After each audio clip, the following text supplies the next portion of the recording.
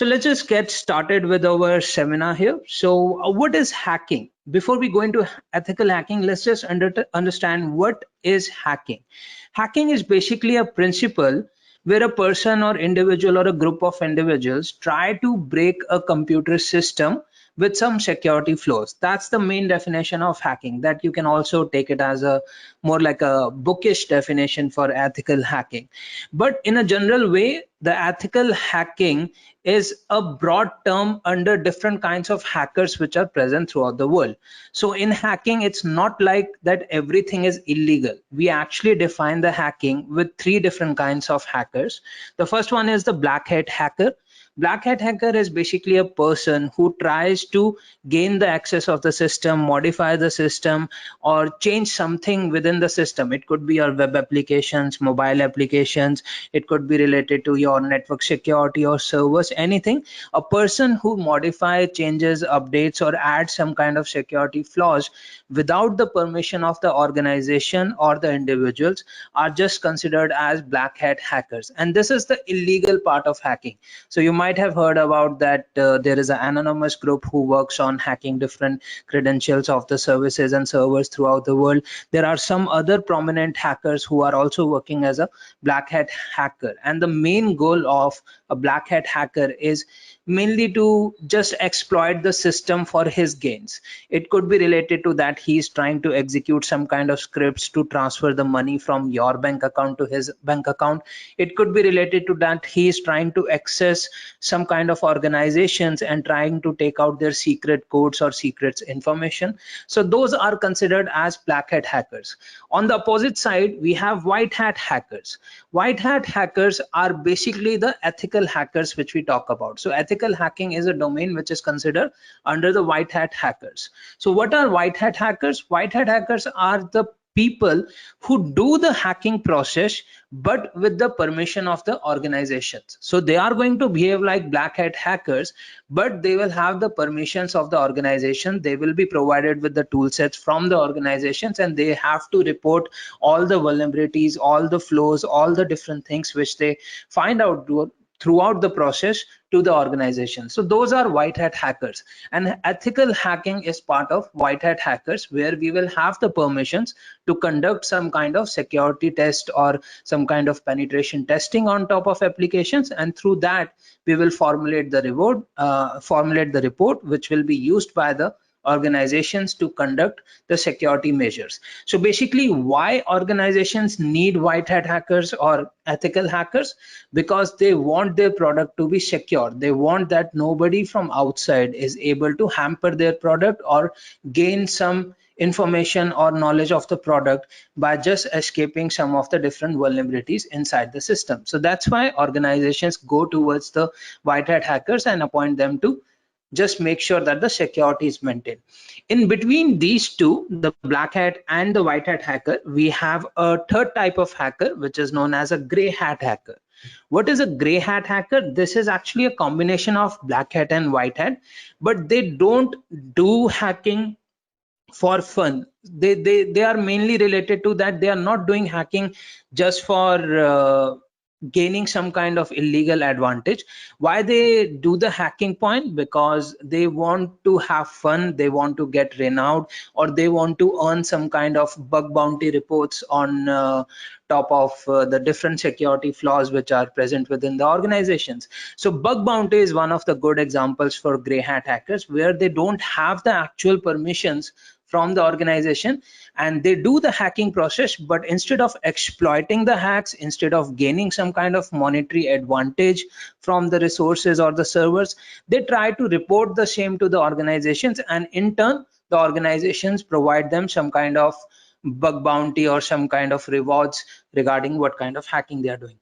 So basically, three types of hackers: black hat, gray hat, and white hat. Black hat, the illegal ones, which are basically the groups and the people who try to hack and gain advantage. White hat, appointed by the organizations, behave like black hat but have the permissions to do the process of hacking. And gray hat, which are just lying in between, and they do the hacking just for funds or acknowledgement, and then they try to get some kind of rewards out of the organizations. Now, how this hacking occur, how the whole process of hacking might occur on a organization or an individual. Those whole part of hacking or different kinds of thing, different kinds of vulnerabilities, different kinds of security flows, how they occur through to computer security threats. There are many computer security threats which are known to us. Some of the major ones are listed here. We have computer virus, computer worm, scareware, keylogger, adware, malware, backdoor, trojan, ransomware, and spyware. So these are just some of the computer threats which are known. If you talk about computer virus, what is a computer virus? This is a kind of a software which tries to attack your system. It could be just the deletion of different file structures. It could be encryption of your file structures. It could be related to taking out the transactions or bank data from you, or trying to do some kind of illegal transactions. Those are computer virus. The second one is computer worm. It is very similar to computer virus. The only difference is that the computer virus is something which requires a trigger. So there would be some kind of trigger that you click on some kind of pop-up. Let's say you got a pop-up suddenly while you are browsing the internet that you have won an iPhone or you have won $1 million, and you click on the pop-up and the computer virus will be downloaded at your end. Computer worm, on the other hand, doesn't require a trigger. This is the one which self manipulates. Like if a computer has the computer worm, it will self regenerate, self transfer, or self connect with other computers and transfer itself to the other computer. So that's computer worm kind of software which currently keep on processing and keep on transferring from one computer in a network to the second computer. Scareware is a very common thing. This is something which most of the organizations appoint. This is where they will give you that you are at risk. So you have seen that suddenly you get a pop-up from antivirus that you are currently at risk. This is the total number of files you have quarantined and this has happened. So that's a scareware. Although it's not kind of like a security threat, but what they are trying to do, they are trying to actually scare you into buying their product. So that's a scareware. Keylogger is a very common thing. There are a lot of softwares available for keylogger. Keylogger is something which is installed once on your computer. It will keep on logging all the keys which you type on it, and it's a very good tool to figure out the passwords and usernames for an individual.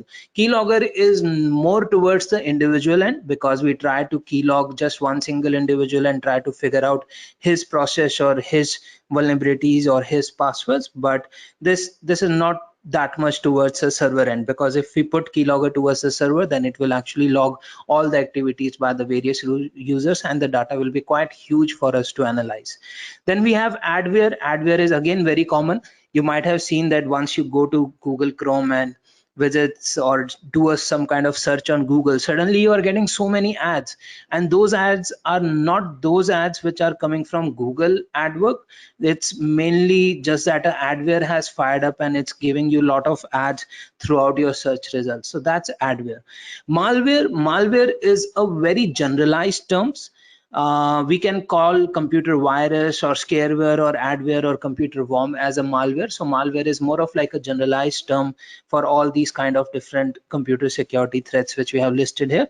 Then we have backdoor. Backdoor is more towards the network security. As I discussed, hacking is not just that you have an application where the person is trying to just gain, like trying to just solve your username and password. It's not just that.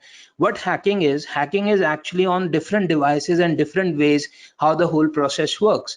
So it could be that you have a web application where the person is trying to attack your system by trying to do some kind of attack such as SQL injection, HTML injection, PHP injection, or it could be they are trying to run a CSS attack or a CSRF attack. So cross-site scripting attack could be there. So that's only the part of web application.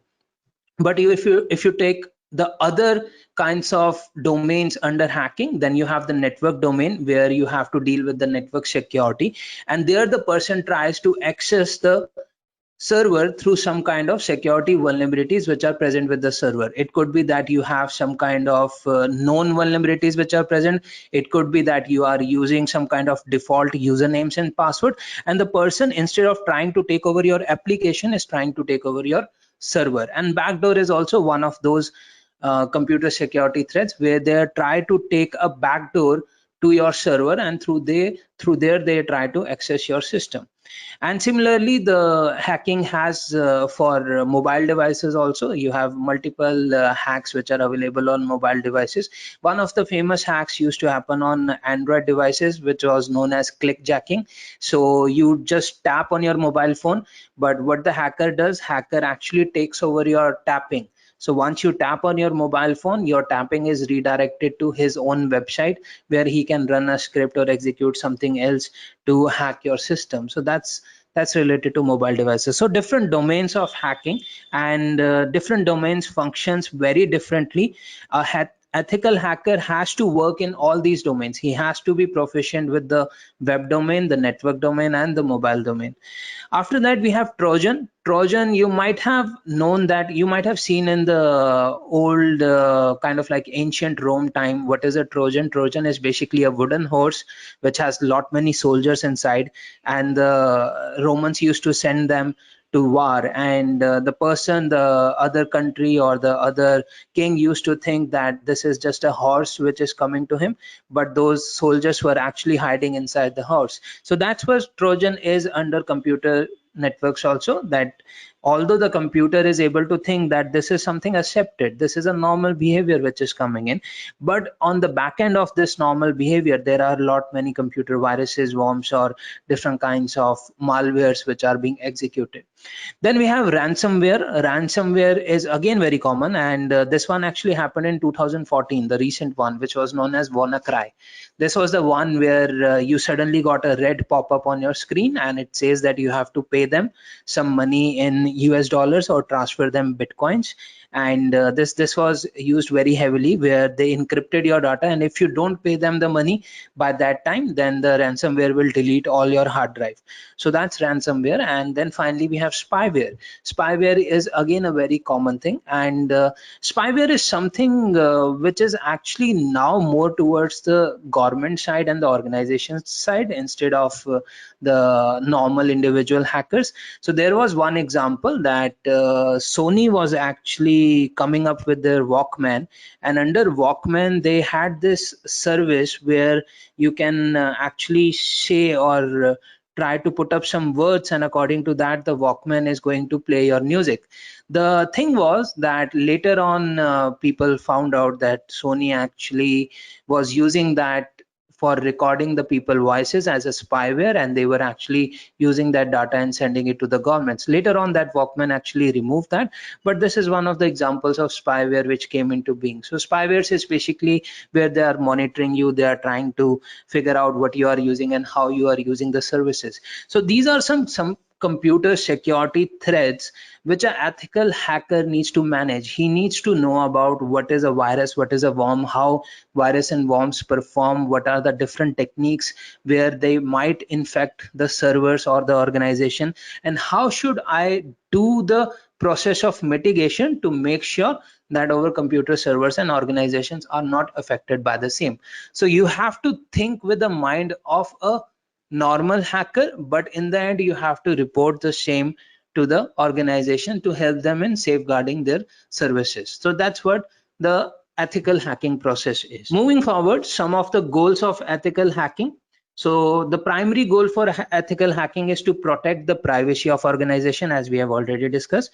Then it also maintains the reporting for an organization. So you have to report all the vulnerabilities transparently to the organization, where the organization knows that what is happening in the system and how to mitigate these vulnerabilities. And finally, you have to inform all the vendors which are also present in the organizations about the security measures and patches. Suppose you are working with Dell, and you are working as an ethical hacker with Dell, and then you figured out that there is a vulnerability under Windows operating system. So as an ethical hacker, it's your profile, it's your job to actually communicate to Microsoft team that this is a vulnerability under your Windows environment and you should fix it, and these are some of the mitigation techniques. So these are some of the the goals of ethical hacking which you need to follow as a ethical hacker. Now coming to the skills required by ethical hackers, we have listed just the general skills here, but if you just go deep down in the skills, you will notice that there are many other skills which are related to ethical hackers. But just on the high level, the bird's eye view, as an ethical hacker, you should be proficient with operating systems. You should know that how to work with Windows and Ubuntu and Mac operating system, because the servers could be built with any of the operating systems and the security flaws and vulnerabilities could be available with all these operating systems. Then you should have the concepts of networking clear. You should know that how the data packets are being sent across, how a TCP connection works, how a HTTPS connection works. You should have a basic concept of networking which you can easily use to analyze the different data and traffic which is being passed across between organizations and the individuals. Finally, you should have some kind of proficiency with the programming languages. This is important because if you are working in the web application part for ethical hacking, you should be proficient with scripting and you should be proficient with HTML. You should know how to analyze a HTML document and how to analyze a JavaScript document. And similarly, if you are working towards the more towards the firmware side, you should be proficient with other programming languages as per the use cases which we want to take up. So these are just the 3 skills which are primarily important for an ethical hacker, and they should have some kind of proficiency built with these skills. Moving forward, these are some of the tools which are used with ethical hacking. So we have listed out many of the tools here. Some of the important tools here are this one, Nmap. Nmap here stands for Network Mapper. It is an open source tool that is used widely for network discovery and security auditing. Nmap was originally designed to scan large networks, but now it can also work for a single host. And this is a very good tool for you to figure out what kind of services are available, what kind of ports are open, what kind of services are being managed by the computer, and all those kind of things you can easily do with the Nmap. The second tool, which is a very good one with an ethical hacker, is Metasploit. Metasploit is one of the most powerful exploiting tools. This tool is available from a company which is known as Rapid7, and you can see that they have 2 versions. One is commercial and one is free. You can easily work with the free one, which is available in the command line. This can also be used with the GUI, and Metasploit can perform basic penetration testing and also spot some kind of checks and exploitability for vulnerabilities. It can be used to discover the network or import scan data. It can also browse exploit modules, run individual exploit on host, and different other things. Currently, this Metasploit is hosting almost 2000 plus vulnerabilities, known vulnerabilities throughout the world. So if you are using Metasploit, you can easily scan for those 2000 plus known vulnerabilities. Another important tool which as an ethical hacker you will be working with is known as Burpsuit. Burpsuit is very similar to Wireshark if you have previously seen that. Burpsuit is mainly used for tracking and tracing your request and responses between the servers and the client.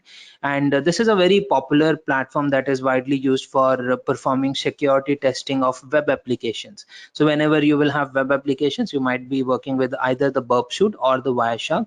And this tool itself has a complete, you can say, complete collection of multiple tools which you can use for the entire testing process. It can be used for initial mapping, analysis of the application, attack surveys, and finding and exploiting security vulnerabilities. And it's very easy to use, it's very easy to configure, and you will actually enjoy working with the Burpsuit. These are some other tools which you can also use. Another one is known as a SQL map. SQL map is also a very good tool which is mainly used for the databases, and this is used for exploiting database vulnerabilities.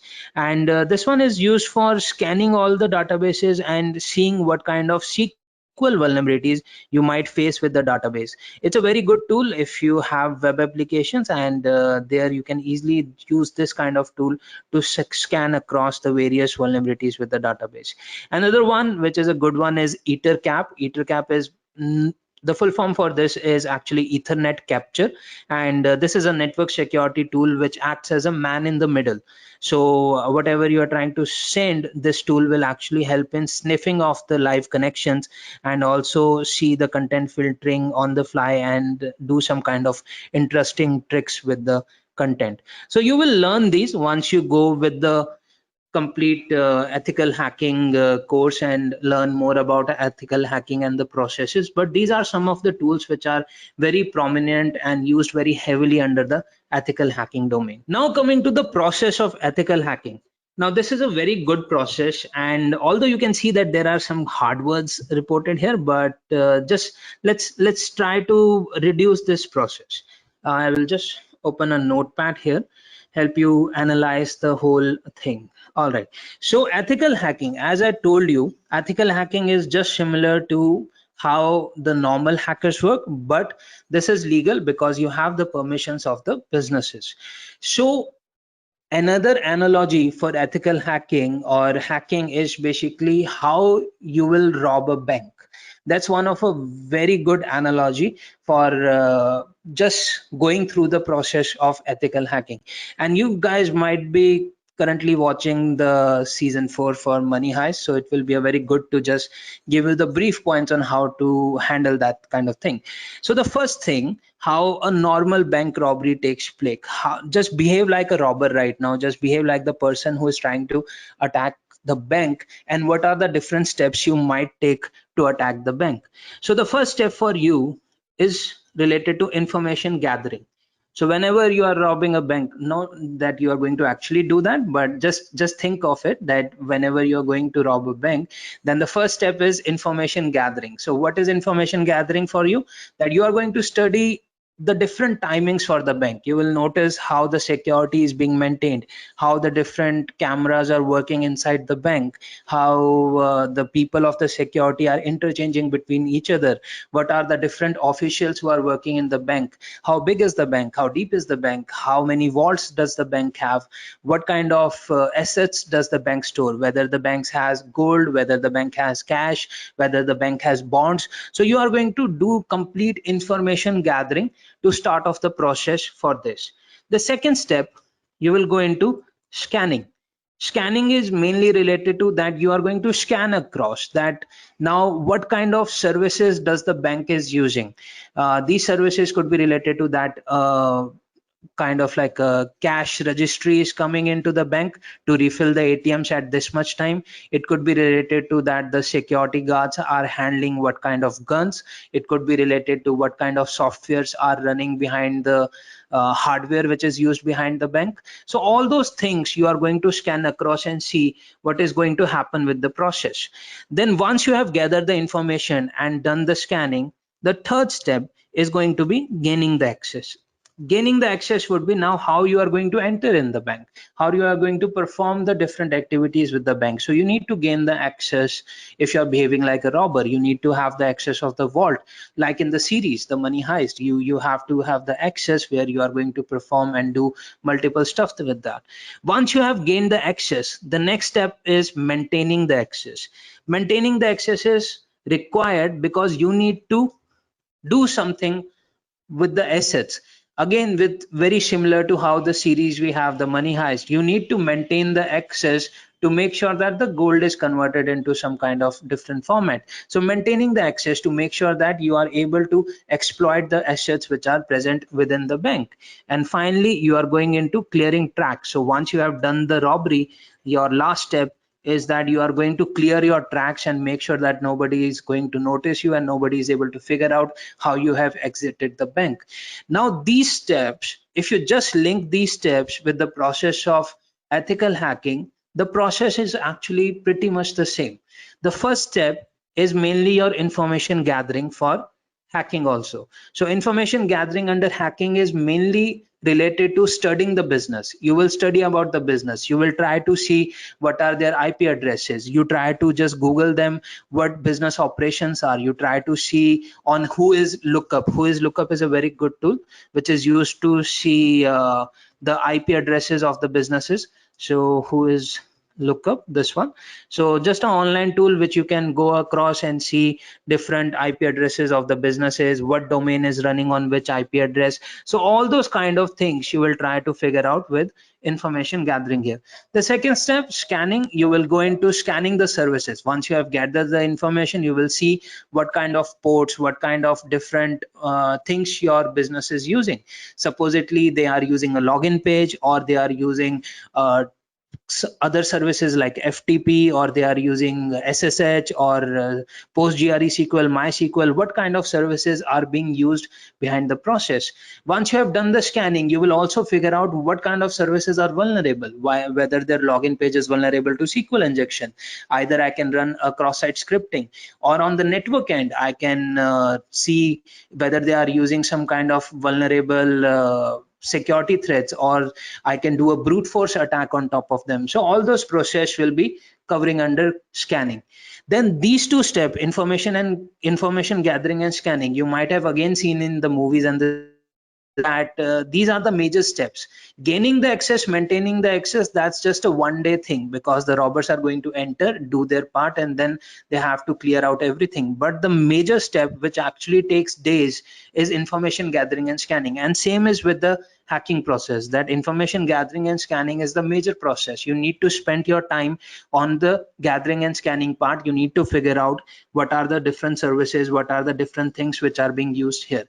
Once you have done that, you are going to gain the access. Gaining access is again related to that you are going to enter into the system.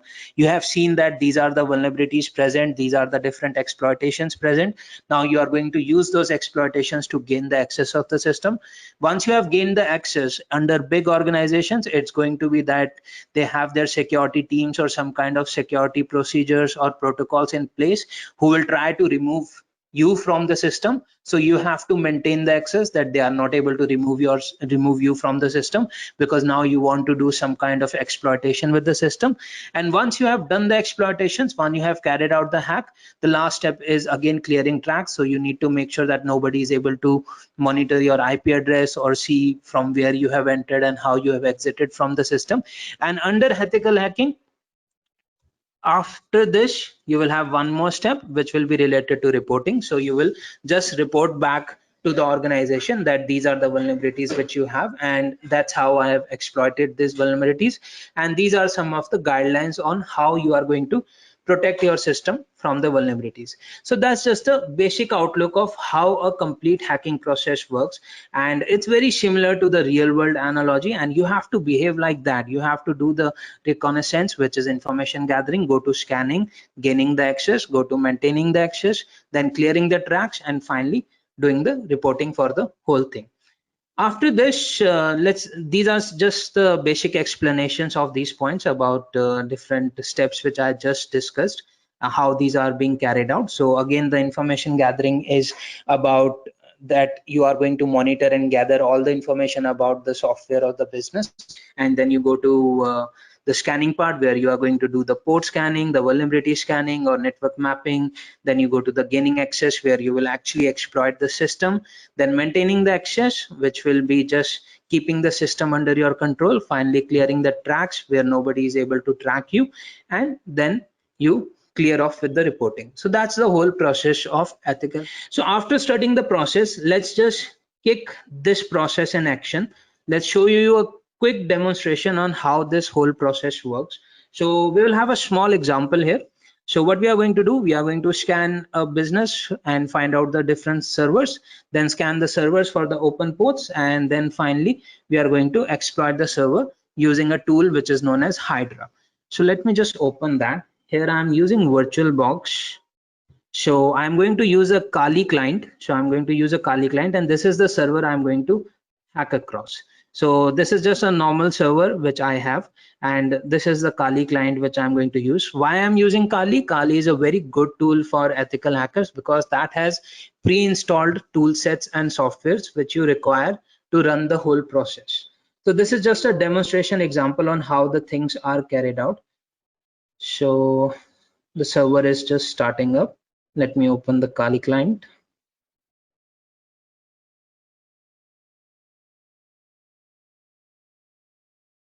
So very basic server which is running at my end. So the first step, as you have seen already with this one, the first step for you is reconnaissance, which is mainly related to information gathering.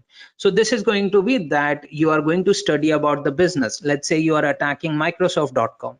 You're going to study about what is the IP address of Microsoft.com, what are the different things that Microsoft.com runs, what are the different services the Microsoft.com runs, what are again the different aspects of that business. So only those things we are going to figure out with reconnaissance, and this is more of like information gathering.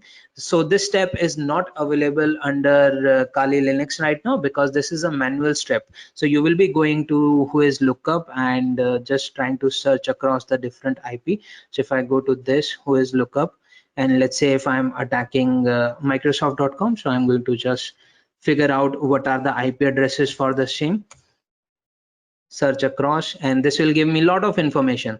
So it is giving me the registry and all these different informations are available for the same, what are the name servers, what are the URL configurations, and everything is coming to me. So I can figure out most of the details just by searching across the internet for a business. So the first step that a business approaches you and business tells you that you have to carry out ethical hacking for us on our servers. So the first step for you is to just read across whois databases, search across Google what the business is about, figure out how the business is working. Once you have done this, once you have figured out, so let's go to over this software. So let's say for our example right now, just for the demonstration, let's say that in information gathering, in the first step, I figured out that the business which I'm trying to attack is running on this IP range. So 192.168.56.024. So this is the IP range for the business which is running here, and I'm not sure what kind of different servers are under the IP, but I am just able to locate the IP range which is present here. So as a ethical hacker, what I'm going to do here, first I'm going to just go to the terminal. Under terminal, I have a very basic tool which is known as Net Discover. What is Net Discover? Net Discover is used for seeing the network. So if I pass a IP range to the Net Discover, this will give me what kind of different machines are running under this IP range. So just by information gathering, I'm able to figure out that this is the IP range. So I'm going to run this 192.168.56.0 and then pass the range for 24, just the IP range, trying to see what kind of different machines are working under this. So let's just pass -R. So that's a recursive call to make sure that it's going to scan everything. So now it's scanning everything, and you notice here that it's giving me some of the IPs here. It's just giving me that this IP is available, this IP is available, and this IP is available, and none other IPs are being provided to me. So I'm able to see that these are the 3 machines which are working under this business. So let's try to do something with this machine. Let's try to see what is happening on this machine. So let's just exit from Net Discover. Now what I'm going to do, I'm going to use another tool here which is known as Nmap. Nmap, what it stands for, this is used for scanning the different things within a server which we have. So this will help me to scan across whether what operating system the server is using, what kind of different services the server is appointing. So I'm going to use Nmap to scan across this server. So I have Nmap. I'm going to do a stealth scan.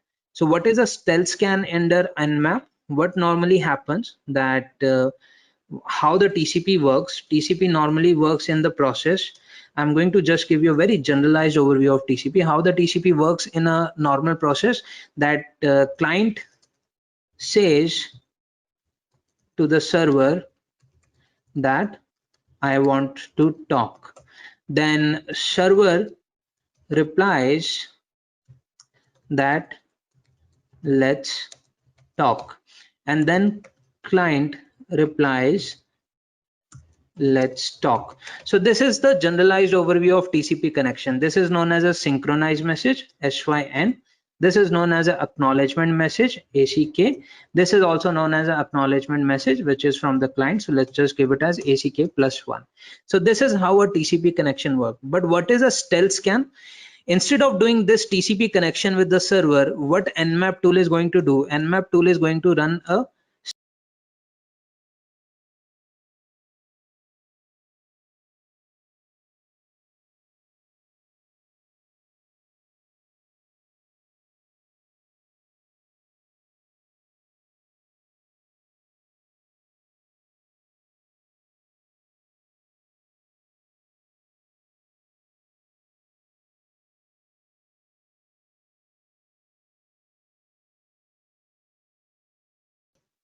don't want to. That client says to the server that I want to talk. A synchronized message. Server replies that let's talk. Acknowledgement message. Then here client replies I don't want to talk.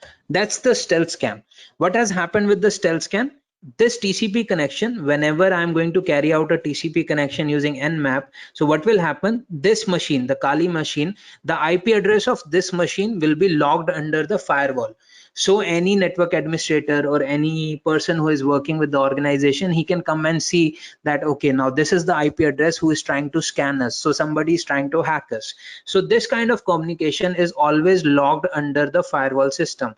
But when we do a stealth scan, what has happened under stealth scan, that we have figured out whether the server is up or not, and also we have made sure that the firewall is not able to log in the information.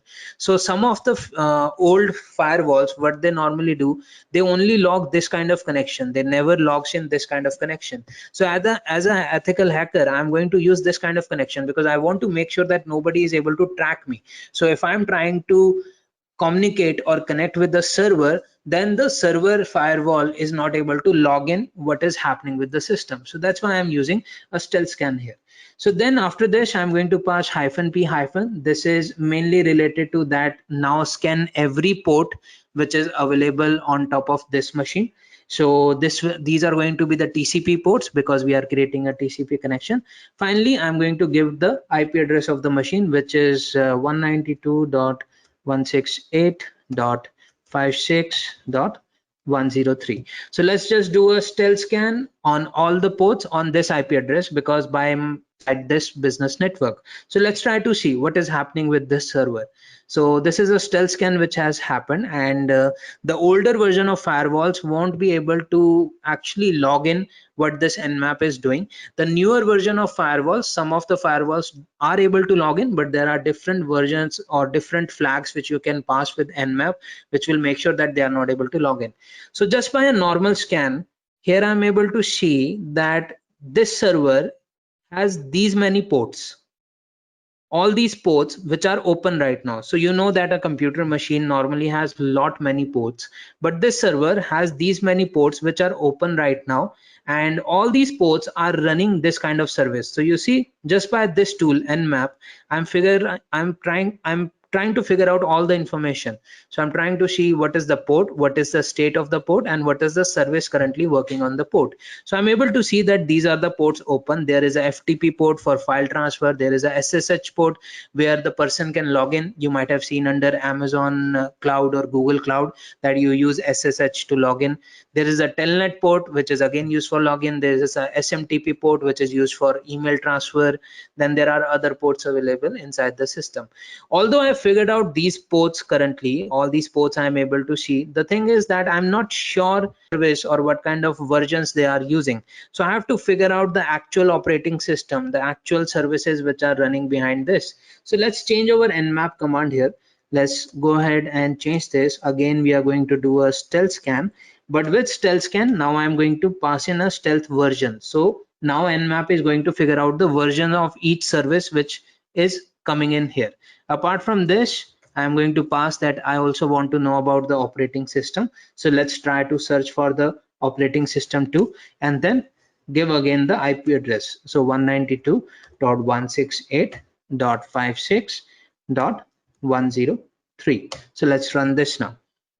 So this is mainly related to that. I'm trying to see that whether some kind of vulnerability is available on this services or not, because you know that some of the services are vulnerable. If I am using SSL 3.0, then it's known vulnerable because you have a heartbleed kind of problem with this. Similarly, if I'm using FTP, a version of 2.3.4, again that's vulnerable. That's also a known kind of vulnerability which is present with the system. So these kind of services are already vulnerable. So that's why I'm trying to figure out whether the versions of these services are in that range or not. So if you see the results here for my command, so I'm able to get the port, I'm getting the state, I'm getting the service, and I'm also getting the version of those services. So I'm able to see that this is running VHFTPD, this is running OpenSSH, this is running Netkid, this is running Pro, this is running MySQL 5.0.51.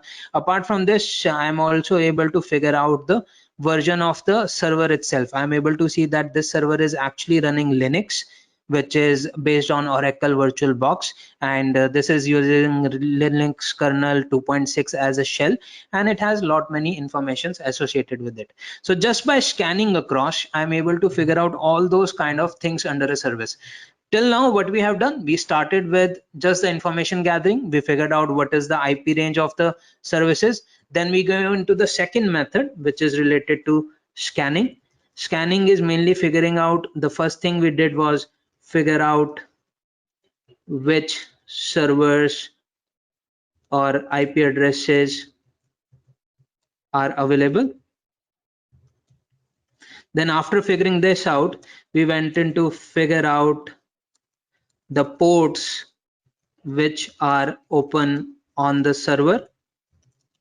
Then after this, we try to figure out the services each port is running. So these three steps I have done. Finally, I'm going to do the exploitation now. So I know that these are the different things which are running here, and I'm able to see that there is this port number 21 which is running a FTP service. So let's try to hack it. Let's try to log in into the system. Now this FTP which is used here, this is a known vulnerability. So I already know one thing with this, that this, so I already know that if the person has not configured his own username and password, that means he is using a default username and password, and I can directly use the default username and password to use it. So let's try to use the first default username and password, whether this is a security misconfiguration or not. So let's try that out. Let's do a FTP here, run this IP address 192.168.56.103. So it's going to ask me for a name. So the default username and password for the FTP is anonymous. Just type in anonymous, and the password is blank. So if the person, if the security or the server administrator has configured the default FTP, so what is going to happen? So password blank. So you see here, I'm able to actually log in into the system. Now I am able to log in into the system. I would be actually able to delete their files or update their system or change multiple things into the system. So they are using default username and password. So that's the first thing I have figured out as an ethical hacker, that they are using default username and password. They should not do that. So I will just report that down and give it to the organization.